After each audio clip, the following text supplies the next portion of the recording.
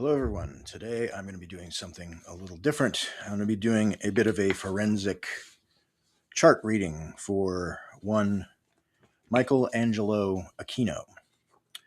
Now, if you don't know who Michael Aquino was, I'm going to do a little bit of reading here from the Wikipedia page on Michael A Aquino.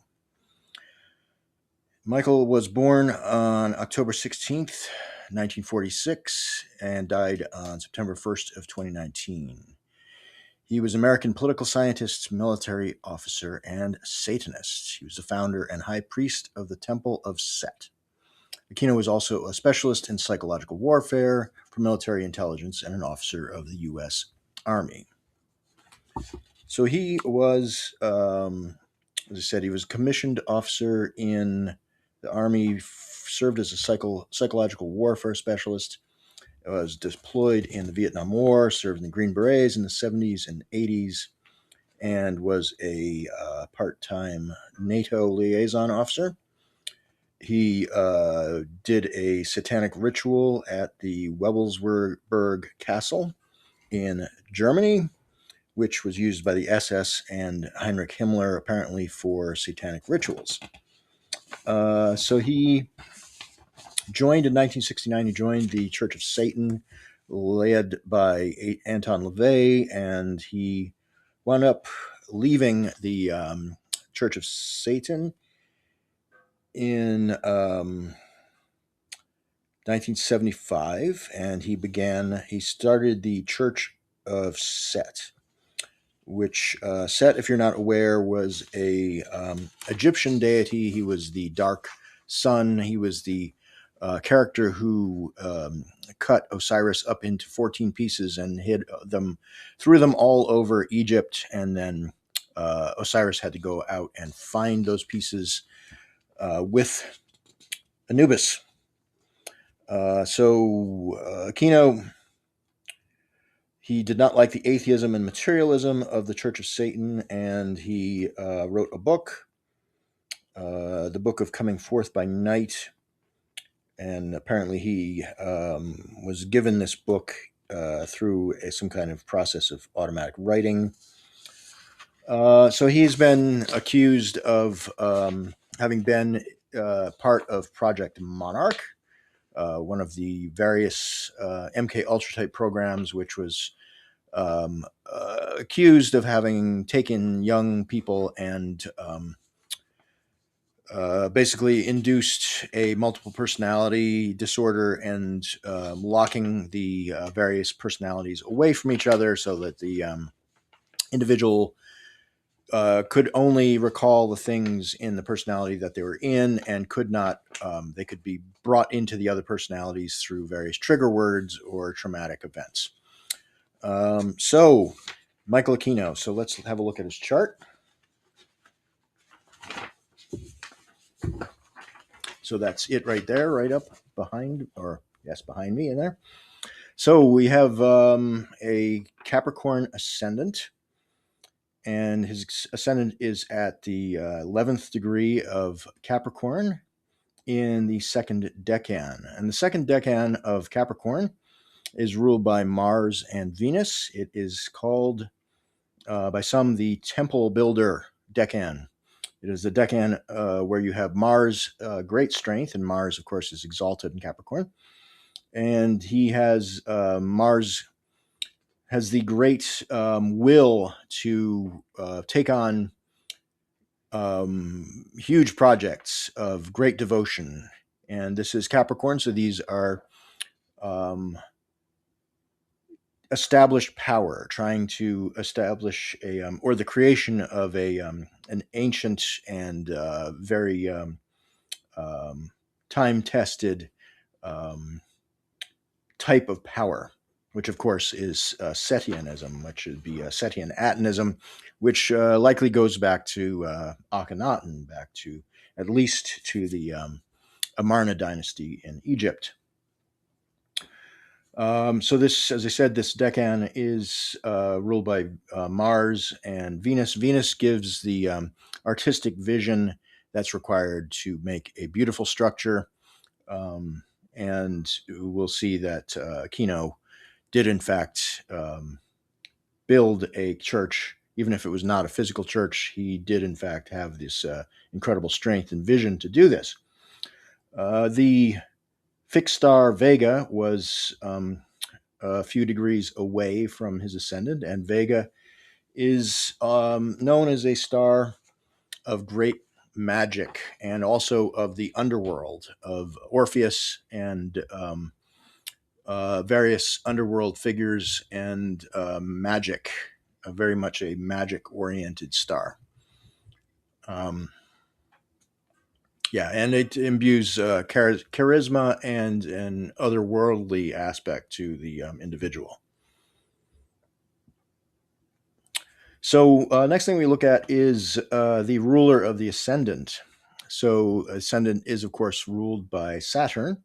Capricorn is ruled by Saturn, and Saturn is to be found in this chart in the, I believe it's the eighth degree of, yes, the eighth degree of Leo.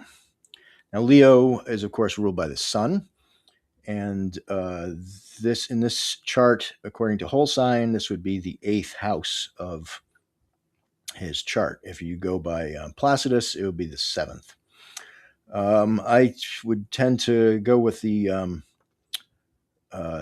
whole sign in this case. The eighth house is highly connected to death, to the collective unconscious.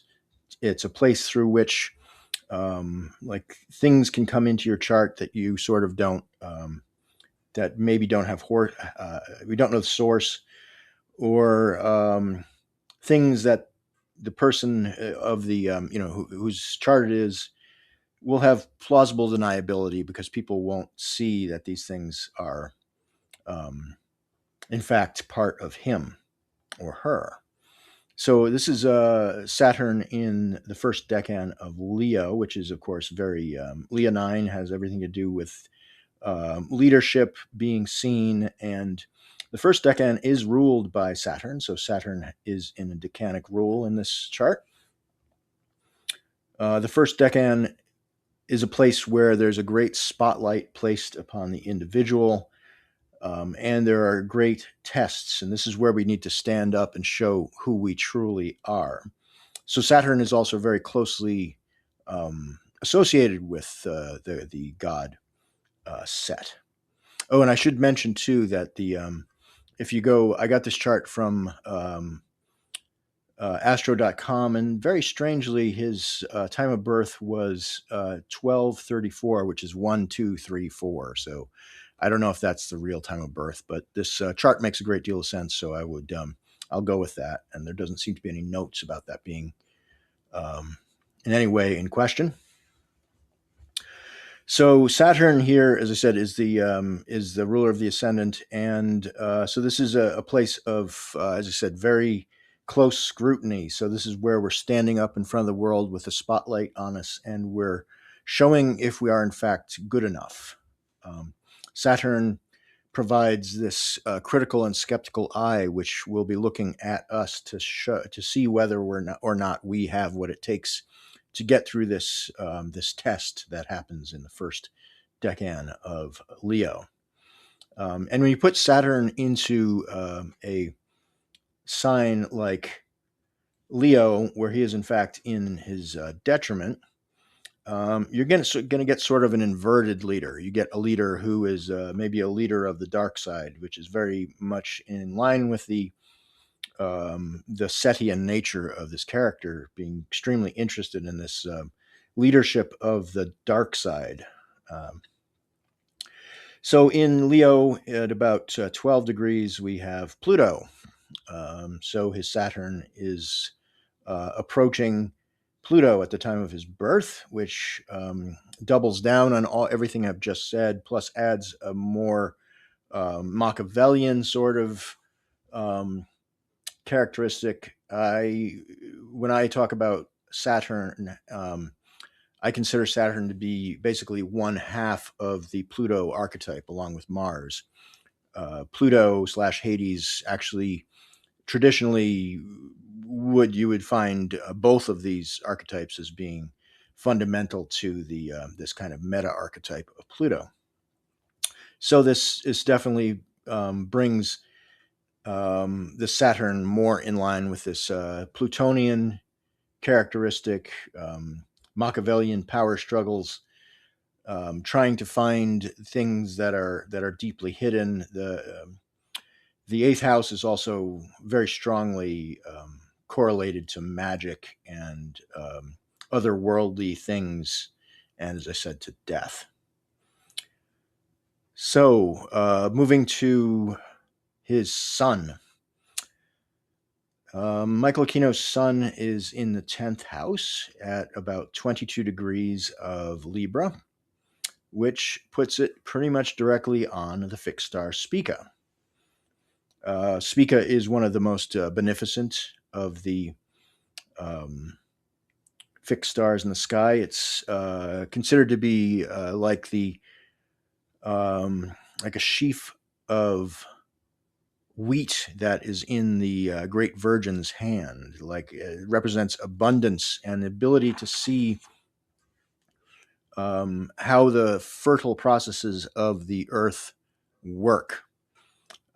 So it's a traditionally, this would have to do with agriculture and fertility. In this case, we can put it out into more into the universe of just looking, somebody who can see or wants to see how the universe truly works and has a vision of that. Also in the 10th house, we find Neptune at about 9 degrees of Libra, and that is conjunct the constellation Corvus, which is two major wings of the crow, which are Algorab and Gienah. These fixed stars are considered to be pretty negative. They have everything to do with having a bad reputation, people speaking ill of you, and perhaps a little bit of bad magic around these. And this is Neptune, and Neptune is, I would consider it to be it's very Dionysian. It has a lot to do with the dream world, the places where we receive information from around us that they're not left brain; it's very right brain.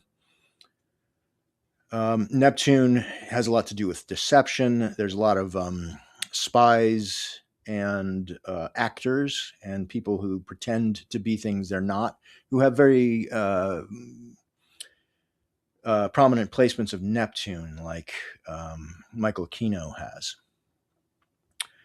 And of course, Michael Aquino was accused repeatedly of having been involved with child trafficking into these programs and also potentially child molestation. Some of those charges never stuck, but there apparently were a lot of them. Okay, so moving to the MC, the midheaven in this chart is actually in his 11th house. So that gives the 10th house a certain degree more of the 9th house significations, according to if we read this as a Placidus chart. I tend to combine the two because I think there's validity in both. But I don't go strictly by by Placidus because then we lose our rulership significations a lot by bisecting the houses. So when we're looking at Scorpio in this chart, which is the 11th house, the midheaven is at about 3 degrees. And we have Jupiter directly on the midheaven, basically at 4 degrees. Jupiter in the first decan of Scorpio this is a Mars decan, and having a midheaven in Scorpio completely makes sense because this character was in fact a highly well-ranked individual in the army, and Jupiter here would certainly, this is Jupiter's joy. Jupiter loves the 11th house according to the if we go by a whole sign reading of this. So Jupiter is in his house joy, where he gets to find a good audience of people who will share his beliefs and his ideas and is interested in his ideas. And this is great for somebody who starts a church that is hidden. So Scorpio is also very, of course, plutonic. It's got plutonian. It's got some, the idea of hiding things and very strong desires too. The first decan of Scorpio is thought of as a place of great, great desires and often unrequited desires. It's a Mars decan, so this is the place where Mars has one of his greatest influences. It's a water sign, so Mars has triplicity here, so that gives him extra strength. It is It is Jupiter here, so Jupiter doesn't have as much strength, but he's going to carry this very martial aspect. And in the next decan, we have Mars himself in the 14th degree of actually in the 16th degree, of Scorpio, along with Mercury. And Mars and Mercury together tends to get people who are, it's a good one for lawyers, people who are interested in the law. And he had some legal problems, apparently, and none of that stuck. These are generally people who are good at arguing. And as I said, lawyers is, that's a very strong lawyerly kind of a combination. Or people who are able to handle conflict. This is a very conflicted place. The second decan is the decan of ruled by Jupiter and by the Sun. And it's often thought of as a place of alchemy and also very strong pharmaceutical, looking into all sorts of potions and such. And as a somebody who is in MK Ultra / MK Monarch, there's a good chance he was in fact using a fair amount of pharma in order to influence people and to get them to do what he wanted them to. So the next thing we can look at is the moon in this chart, and the moon is in the 7th house in Cancer, in the second decan. The second decan of Cancer is a Mars and Mercury decan, which are in a trine to this moon, which will definitely strengthen those significations.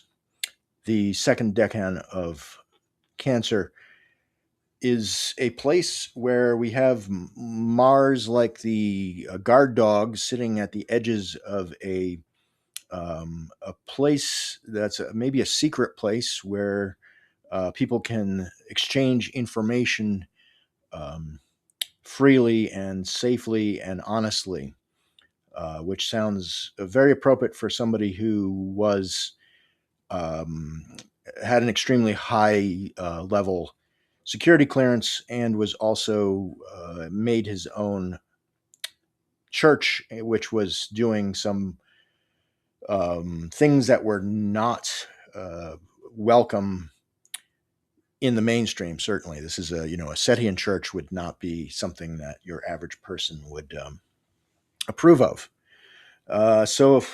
Let's go to a few other things. So he had a couple of important other placements, which were his lot of spirit was at 19 degrees of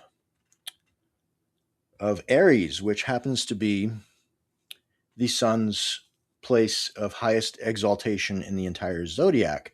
So this I would give the place the lot of spirit is really connected to the you can think of it's the darkness seeking light. This is the embodied self moving towards the highest place of light.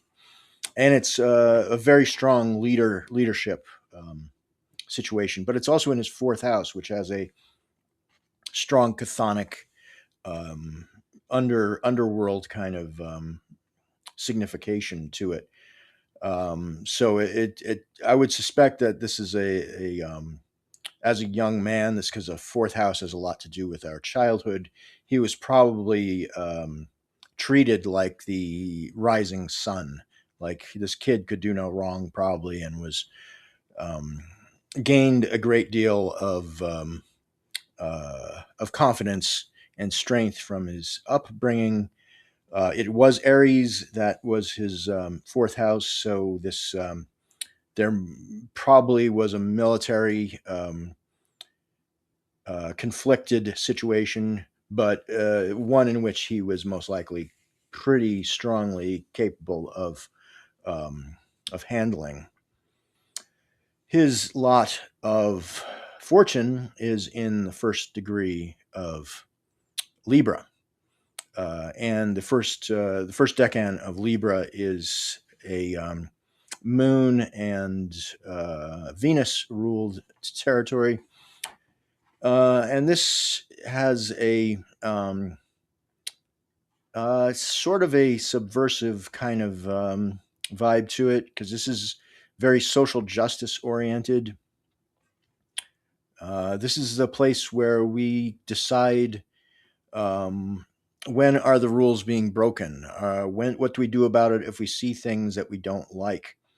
And Michael Aquino, obviously, when he was in his in this time with the Church of Satan, he clearly did, in fact, see that things were there that he didn't like, and he needed to change. So he blew the horn, and he said, enough is enough. I need to do my own thing. So, well, there's more about this chart I could certainly get into, but I'm going to call it there for now because I can only got 25 minutes with these Canva recordings. So that's a bit about Michael Aquino. I may do another one talking about length of life. He died, I believe, at 72, and I could go through that later. But if you're interested in what I've been doing here with reading this chart, you can get in touch, and I am available for readings. And I will be doing a series more of these chart delineations for other occult or characters of great interest, like Michael Aquino.